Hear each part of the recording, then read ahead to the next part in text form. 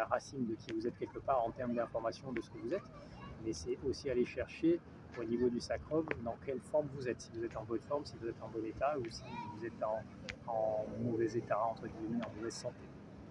Donc on est bien conscience que le chien, inconsciemment ou peut-être même consciemment, cherche ces informations-là et a accès à ces informations-là. Donc il ne faut pas avoir peur de ça. Une autre manie, c'est quand par exemple un chien a fait ses besoins, parfois les enfants peuvent avoir peur, les gens peuvent avoir peur, c'est que le chien quand il a fait ses besoins, ben, d'un coup, après avoir fait ses besoins, il va détaler et se mettre en courant.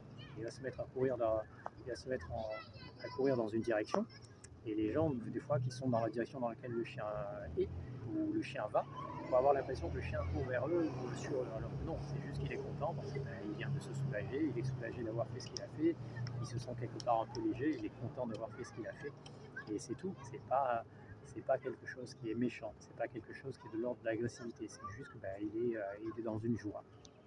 Voilà.